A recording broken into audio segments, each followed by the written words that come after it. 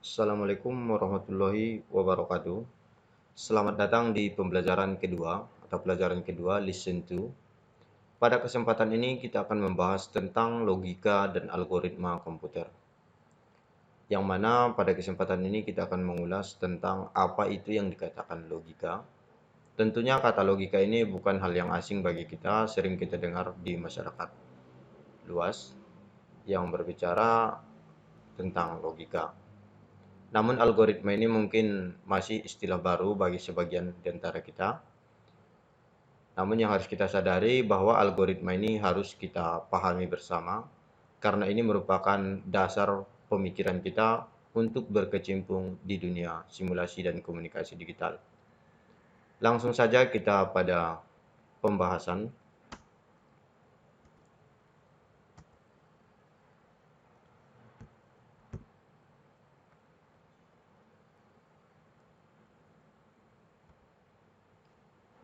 Kita mulai dari definisi logika. Seperti yang saya sebutkan tadi, logika itu sudah sering kita dengar. Sudah sering kita jumpai kata-kata ini di masyarakat.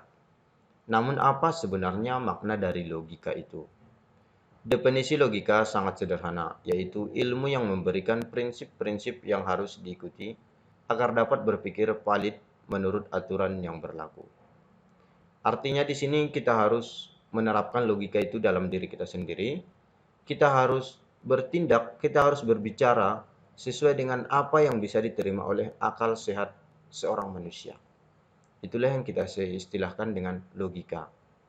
Contoh sederhana, kita menggunakan pakaian rapi dan sopan karena itu sudah secara umum diterima oleh akal sehat manusia. Kemudian kita mengikuti aturan-aturan yang ada di masyarakat, baik aturan adat, aturan hukum, atau aturan-aturan lainnya, karena itu sudah merupakan sebuah logika yang valid ataupun sesuai dengan kenyataan, sesuai dengan kehidupan kita sehari-hari, ataupun tindakan-tindakan yang tepat. Pelajaran logika menimbulkan kesadaran untuk menggunakan prinsip-prinsip untuk berpikir secara sistematis. Nah, yang dikatakan berpikir secara sistematis ini kita pikirkan secara menyeluruh. Apakah ini cocok dengan orang tua? Apakah ini cocok dengan usia saya? Apakah perkataan ini layak untuk saya sebutkan terhadap beliau?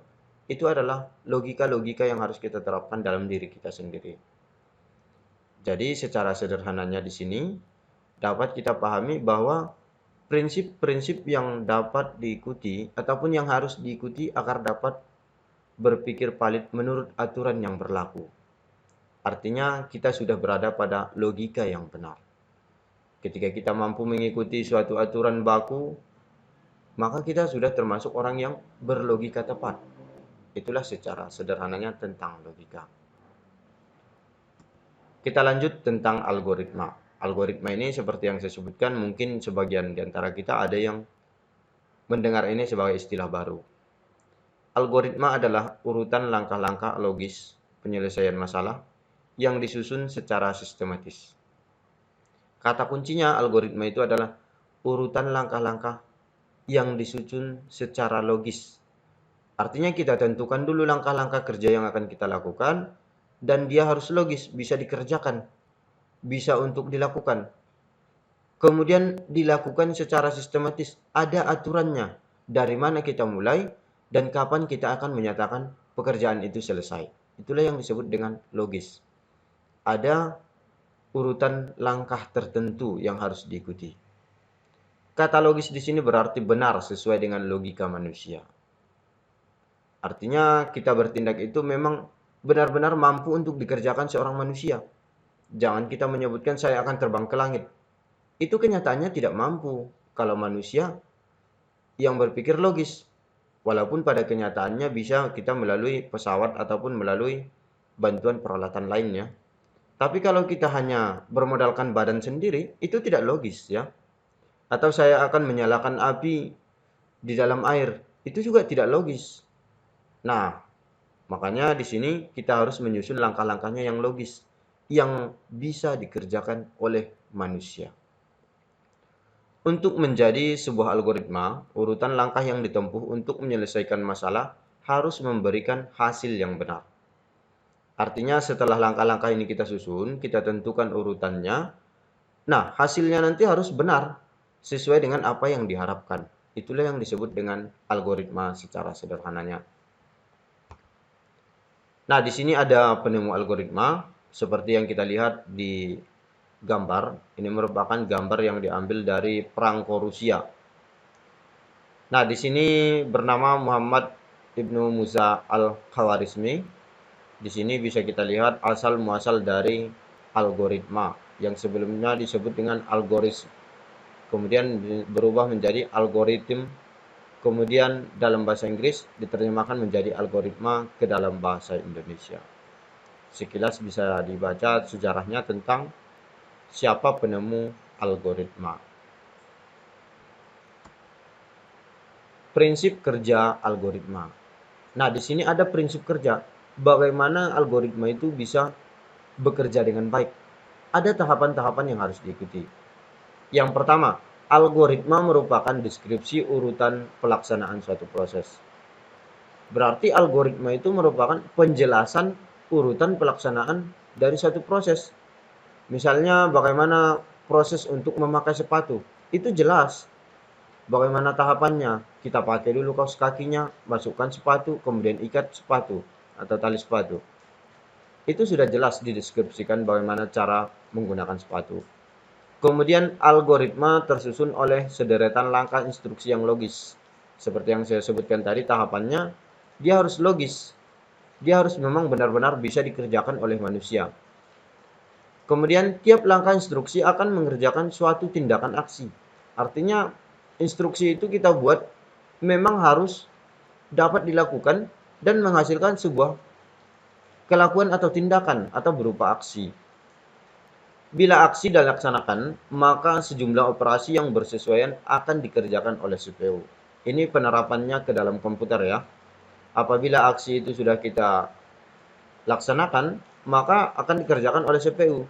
Sebagai contoh, kita ketikkan huruf A di keyboard, maka CPU akan menginstruksikan untuk memperlihatkan huruf A di bagian monitor atau huruf A di kertas setelah di-print. Itu merupakan contoh algoritma.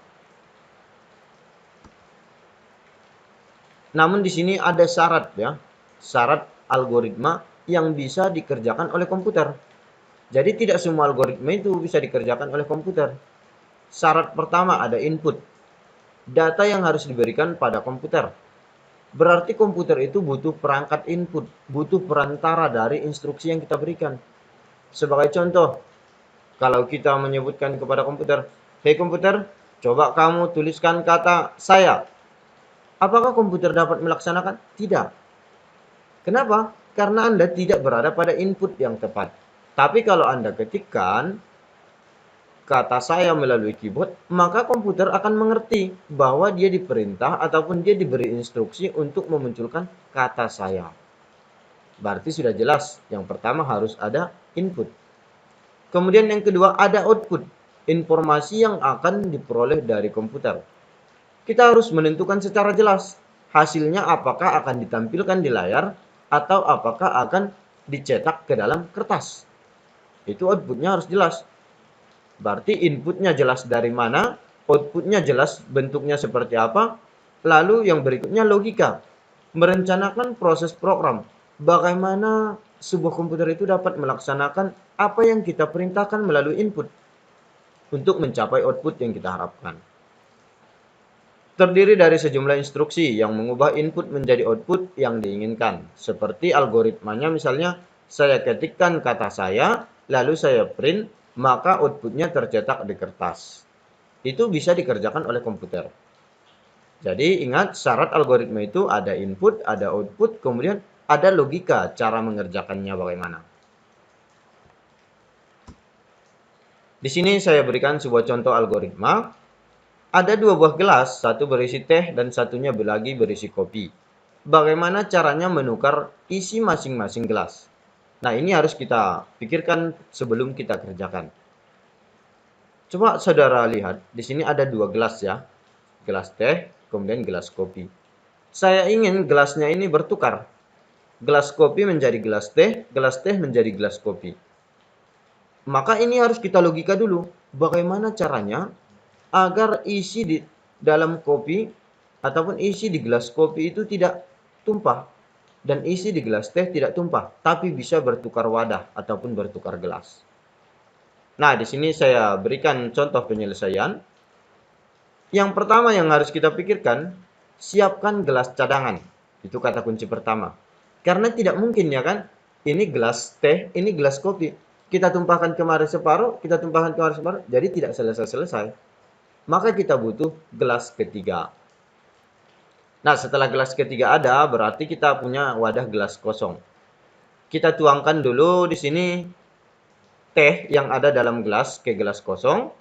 Setelah itu kita tuangkan kopi yang ada di gelas ke dalam gelas teh. Setelah itu kita tuangkan lagi dari wadah cadangan ke gelas kopi ya. Artinya di sini terjadi pertukaran. Yang pertama kita ambil wadah kosong, lalu teh dimasukkan ke wadah kosong. Setelah itu kopi dimasukkan ke wadah teh. Lanjut, kemudian dari wadah kosong diisikan ke gelas kopi. Maka selesailah. Terjadi pertukaran gelas antara teh dengan kopi. Itu ya. Berarti secara algoritmanya kita butuh satu gelas cadangan ataupun gelas bantuan, yaitu yang kita simbolkan dengan gelas X ya. Kita lanjut. Di sini ada pengembangan diri. Jadi coba kamu gali dulu potensi dirimu, bagaimana menyusun algoritma yang benar. Soalnya sangat sederhana, namun di sini susunlah rangkaiannya bagaimana baik dalam bentuk gambar maupun dalam bentuk kata-kata atau narasi. Buatlah suatu algoritma untuk proses pembuatan kopi yang rasa manisnya tepat. Rasa manisnya tepat maksud saya di sini menurut Anda pas ya rasanya. Bukan berarti harus dicicipi nanti ya. Jadi cukup menurut Anda bagaimana langkah logisnya.